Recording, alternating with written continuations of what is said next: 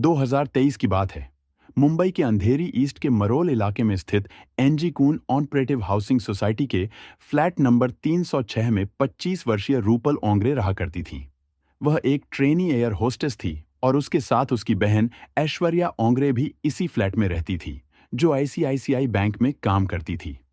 दोनों बहनें मूल रूप से छत्तीसगढ़ के रायपुर, न्यू राजेंद्र नगर की रहने वाली थीं और जब भी छुट्टी मिलती अपने घर चली जाती थीं। सितंबर 2023 में रक्षाबंधन का त्योहार आया। इस मौके पर दोनों बहनें अपने होम टाउन गईं, लेकिन रूपल को अपनी एयर होस्टेस की ट्रेनिंग के कारण त्योहार से पहले ही मुंबई वापस लौटना पड़ा, जबकि ऐश्वर्या रायपुर में ही रुक गई।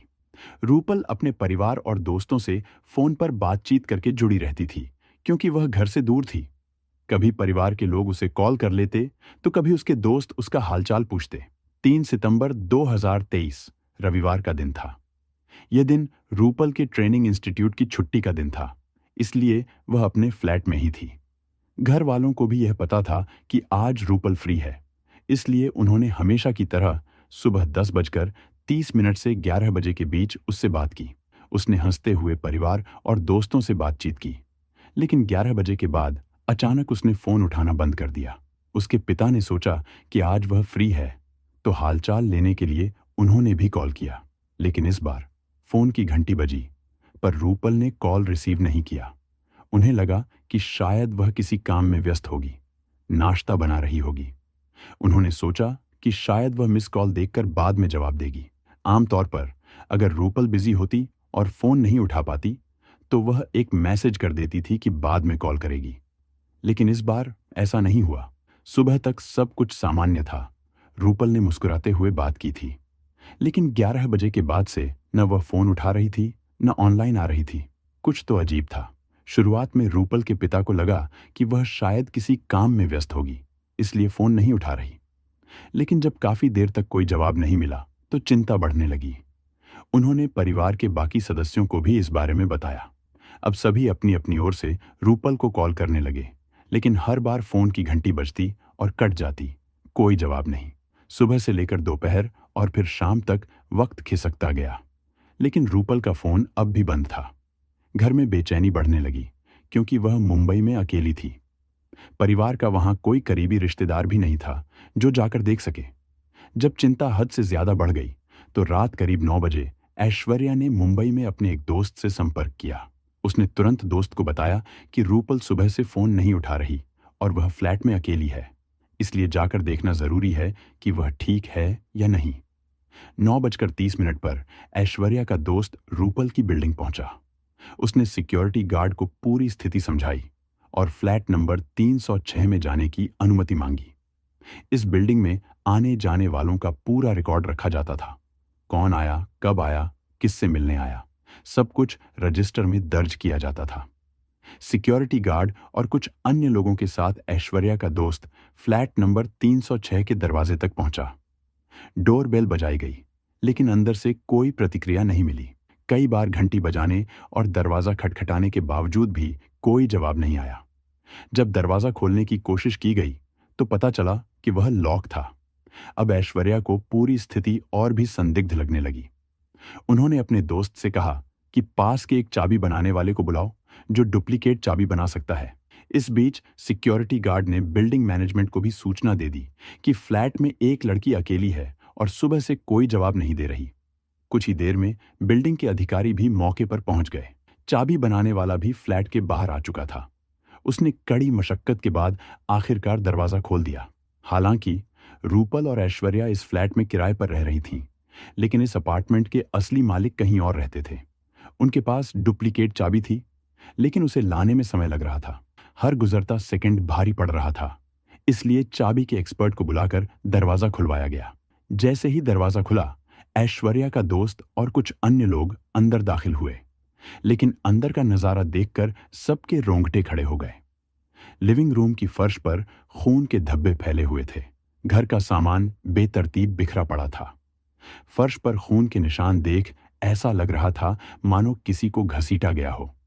डरते डरते सभी लोग उन खून के निशानों का पीछा करते हुए फ्लैट के अंदर बढ़े। वे सीधे बाथरूम की ओर जा रहे थे। जब बाथरूम का दरवाजा खोला गया तो सामने का दृश्य और भी भयावह था। अंदर रूपल ओंगरे खून से लथपथ पड़ी थी। उसके गले पर गहरे कट के निशान थे और चेहरे पर कई जगह खरोंचों के निशान थे।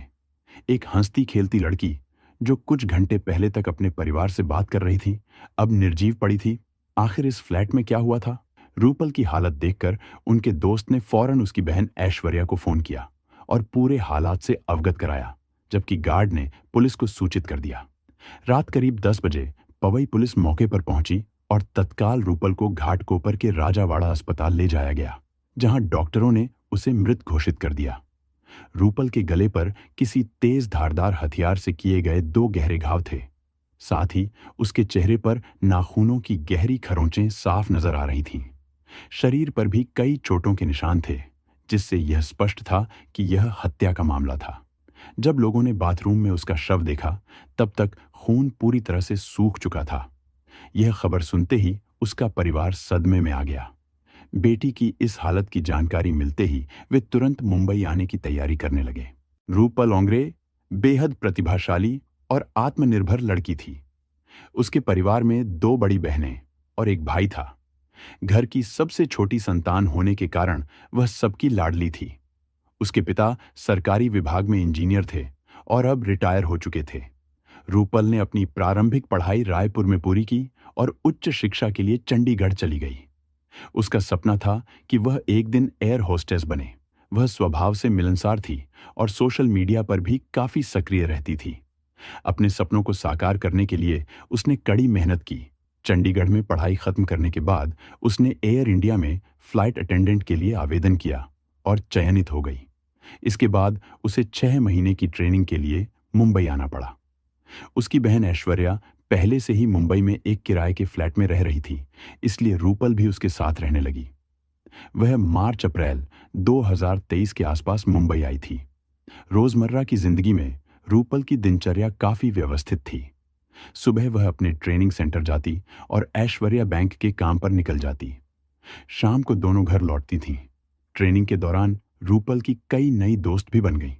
उसने अपने कोर्स में शानदार प्रदर्शन किया, जिससे वह बेहद खुश थी।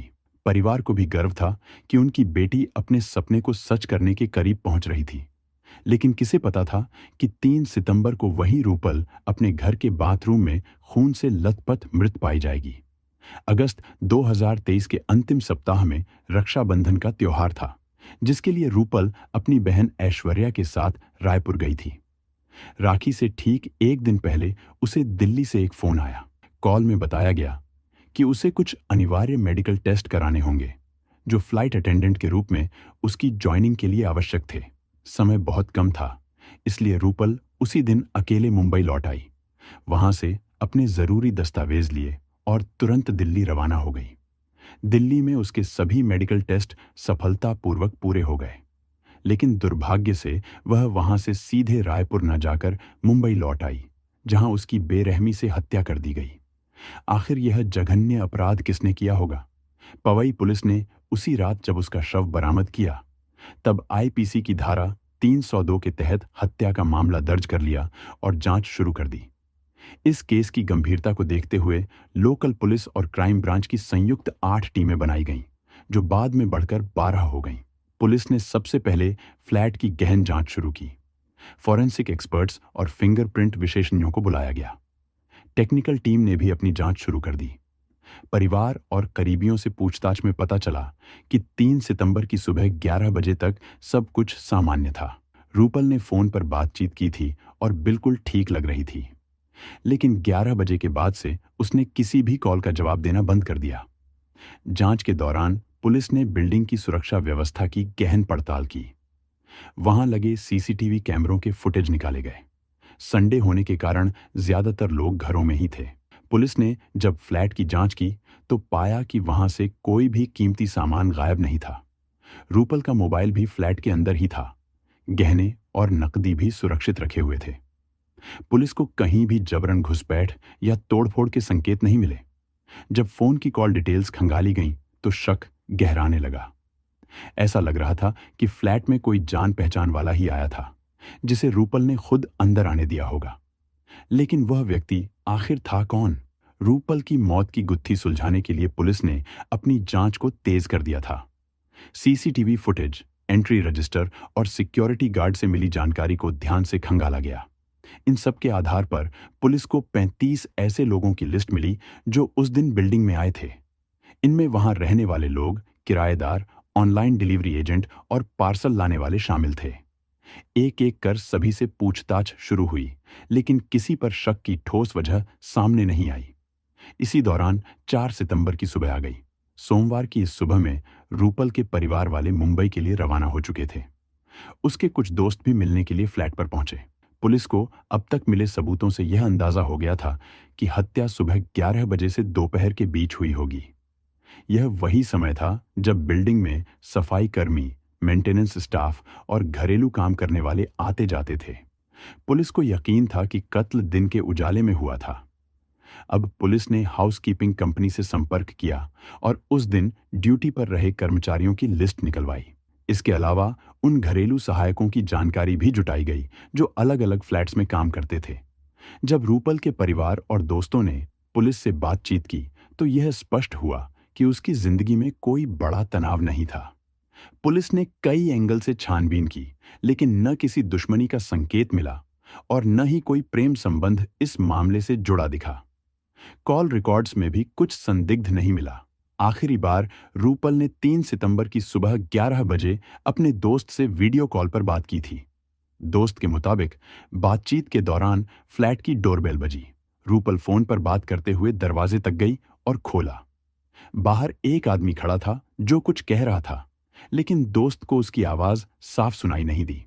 रूपल ने जवाब में कहा, यह 206 नहीं बल्कि 306 है, और फिर दरवाजा बंद कर दिया। वीडियो कॉल के दौरान दोस्त ने उस व्यक्ति का चेहरा नहीं देखा, क्योंकि रूपल का फोन बाथरूम के पास की सीलिंग की ओर था। पुलिस को लगा कि यह कोई डिलीवरी एजेंट हो सकता है जो गलत फ्लैट पर आ गया हो। लेकिन फिर भी पुलिस ने शक के आधार पर हाउसकीपिंग कंपनी से 3 सितंबर को काम करने वाले सभी सफाई कर्मचारियों की सूची मंगवाई। टेक्निकल टीम ने सीसीटीवी फुटेज की बारीकी से जांच की। 11 बजे के बाद की फुटेज बार बार देखी गई ताकि कोई अहम सुराग मिल सके। तभी पुलिस की नजर एक सफाई कर्मी पर पड़ी। सुबह 11:30 पर वह बिल्डिंग में सफाई की यूनिफॉर्म पहने दाखिल हुआ, लेकिन 2 घंटे बाद जब बाहर निकला तो आम कपड़ों में था। उसकी सफाई वाली यूनिफॉर्म कहीं नहीं दिख रही थी। पहली बार देखने में यह सामान्य लगा, लेकिन जब पुलिस ने ध्यान दिया तो शक गहरा गया। आमतौर पर सफाई कर्मचारी अपनी ड्यूटी खत्म करके सीधे घर जाते हैं, लेकिन इस व्यक्ति ने बिल्डिंग के अंदर ही कपड़े क्यों बदले? क्या वह अतिरिक्त कपड़े लाया था? और अगर हां, तो क्यों? बिल्डिंग मैनेजमेंट और हाउसकीपिंग कंपनी से पूछताछ की गई। सब ने यही बताया कि सफाई कर्मचारी बिल्डिंग में कपड़े नहीं बदलते, लेकिन इस मामले में कैमरा कुछ और दिखा रहा था। पुलिस ने सफाई कर्मचारियों की पूरी लिस्ट तैयार की और सभी को बुलाकर पूछताछ शुरू कर दी। यही वह वक्त था जब पुलिस उस सफाई कर्मी से मिली जिसे कपड़े बदलते हुए देखा गया था। उसका नाम विक्रम अटवाल था। उसकी पत्नी भी उसी बिल्डिंग में घरेलू काम करती थी। विक्रम की जिम्मेदारी कॉरिडोर और सार्वजनिक स्थानों की सफाई करने की थी। वह कभी कभी अतिरिक्त पैसे कमाने के लिए टॉयलेट्स भी साफ कर लेता था। विक्रम पवई के पास तुंगा गांव में रहता था। वह मूल रूप से हरियाणा का रहने वाला था और कई सालों से मुंबई में सफाई कर्मी के रूप में काम कर रहा था। पुलिस ने जब उससे पूछताछ शुरू की तो तुरंत शक गहरा गया। विक्रम के हाथ में पट्टी बंधी थी। उसके सिर और गले पर भी चोटों के निशान थे। खासकर उसके हाथ पर गहरी चोट थी, जिस पर ताजा पट्टी लगी हुई थी। यह कहानी 4 सितंबर की सुबह की है, जब पुलिस ने विक्रम अटवाल से पूछताछ शुरू की। पिछली रात रूपल का शव बरामद हुआ था और अब पुलिस को विक्रम के हाथों, सिर और गले पर चोट के निशान दिखाई दिए। जब उससे इन चोटों के बारे में सवाल किया गया तो उसने सफाई देते हुए कहा कि ये चोटें उसे सफाई के दौरान लगी थीं। पुलिस ने उसके बयान को दर्ज किया, लेकिन शक बरकरार रहा। जांच जैसे जैसे आगे बढ़ी, नए सुराग सामने आने लगे। विक्रम की पत्नी से पूछताछ की गई, जो अलग अलग फ्लैट्स में घरेलू काम करती थी। उसने बताया कि 3 सितंबर रविवार को वह छुट्टी पर थी, लेकिन विक्रम हमेशा की तरह काम पर गया था। अब शक और भी गहरा गया। पुलिस ने 4 सितंबर को ही विक्रम को हिरासत में लेकर सख्ती से पूछताछ शुरू की। उसके बयान बार बार बदल रहे थे और खास तौर पर उसके कपड़े बदलने की वजह पुलिस को गले नहीं उतर रही थी। सिक्योरिटी गार्ड, सफाई कर्मियों और अन्य कर्मचारियों से पूछताछ के दौरान यह खुलासा हुआ कि हाल ही में रूपल और विक्रम के बीच बहस हुई थी। जब पुलिस ने विक्रम से और दबाव बनाकर पूछताछ की तो आखिरकार वह टूट गया और अपना अपराध कबूल कर लिया। उसने माना कि वही रूपल ओंगरे का हत्यारा था। रूपल ने 3 सितंबर को सुबह उसे अपने फ्लैट में बुलाया था क्योंकि बाथरूम की पाइप जाम हो गई थी। विक्रम पहले से ही इस वारदात की योजना बना चुका था। उसने 3 दिन पहले ही एक तेज धार वाला चाकू खरीद लिया था। रूपल के फ्लैट में पहुंचते ही दोनों के बीच किसी बात को लेकर बहस हुई और इसी दौरान विक्रम ने अपने कपड़ों में छिपा हुआ चाकू निकाला, लेकिन रूपल ने बहादुरी से उसका मुकाबला किया। उसने विक्रम के हाथ से चाकू छीनने की कोशिश की और लकड़ी के हैंडल से उसके सिर पर वार कर दिया। इस संघर्ष में विक्रम को गंभीर चोटें आईं, लेकिन उसने खुद को संभालते हुए दोबारा चाकू पर कब्जा कर लिया और रूपल के गले पर वार कर दिया। फिर भी रूपल ने हार नहीं मानी, लेकिन विक्रम ने एक और घातक वार किया जिससे उसकी जान चली गई। उसने शव को लिविंग रूम से घसीटकर बाथरूम में बंद कर दिया। इसके बाद विक्रम ने खुद को साफ किया, अपने खून से सने कपड़े बदलकर नए कपड़े पहने और बिल्डिंग में 1.5 घंटे तक रुका रहा ताकि किसी को शक न हो। पुलिस पूछताछ में विक्रम ने बताया कि रूपल हमेशा उसकी सफाई के काम को लेकर शिकायत करती थी, जिससे उसे गुस्सा आता था। लेकिन क्या इतनी सी बात पर कोई किसी की हत्या कर सकता है? कुछ रिपोर्ट्स के अनुसार विक्रम की नीयत रूपल को लेकर ठीक नहीं थी और जब उसे मौका मिला तो उसने अपनी घिनौनी योजना को अंजाम दिया। 5 सितंबर को पुलिस ने विक्रम को कोर्ट में पेश किया और 3 दिन की रिमांड ली। इसी दौरान पुलिस ने बिल्डिंग के पास झाड़ियों से हत्या में इस्तेमाल किया गया चाकू और विक्रम के खून से सने कपड़े बरामद किए। अब पुलिस को क्राइम सीन रिक्रिएट करना था और मामले की पूरी गुत्थी सुलझानी थी। 8 सितंबर को विक्रम की रिमांड खत्म होने वाली थी, लेकिन उसी सुबह जेल में एक चौंकाने वाली घटना हुई। जब कांस्टेबल ने कैदियों की गिनती की तो विक्रम लापता था। जब पुलिस ने जेल के टॉयलेट का दरवाजा तोड़ा तो देखा कि विक्रम ने अपनी पैंट से फंदा बनाकर आत्महत्या कर ली थी। उसे तुरंत अस्पताल ले जाया गया, लेकिन डॉक्टरों ने उसे मृत घोषित कर दिया। पोस्टमार्टम में पुष्टि हुई कि उसने खुदकुशी की थी। जेल में रहते हुए वह बेहद गुमसुम था और पछतावे में डूबा हुआ था। उसने एक जेल गार्ड से कहा था, मुझे रूपल की हत्या नहीं करनी चाहिए थी। मेरी जिंदगी खत्म हो गई है। अब मैं जेल में सड़ने वाला हूं। शायद इसी अपराध बोध में उसने इतना बड़ा कदम उठा लिया। इस केस में विक्रम ही मुख्य आरोपी था, लेकिन उसके खुद के जीवन के अंत ने इस मामले को और जटिल बना दिया। रूपल के परिवार को अब भी शक है कि इस साजिश में और लोग शामिल हो सकते हैं और उन्होंने न्यायिक जांच की मांग की है। यह पूरी घटना बेहद दुखद है। एक निर्दोष लड़की की हत्या और फिर हत्यारे का जेल में खुद का अंत। यह मामला हमें सतर्क रहने और अपनी सुरक्षा को प्राथमिकता देने की सीख देता है। इस वीडियो का उद्देश्य भी यही है कि आप जागरूक रहें और सतर्कता बरतें। अगर आपको यह वीडियो पसंद आया हो तो लाइक करें और हमारे चैनल को सब्सक्राइब करें। बेल आइकन दबाना न भूलें ताकि आप हमारी हर नई वीडियो की अपडेट सबसे पहले पा सकें। फिर मिलेंगे एक नए केस के साथ। तब तक के लिए सतर्क रहें, सुरक्षित रहें। धन्यवाद।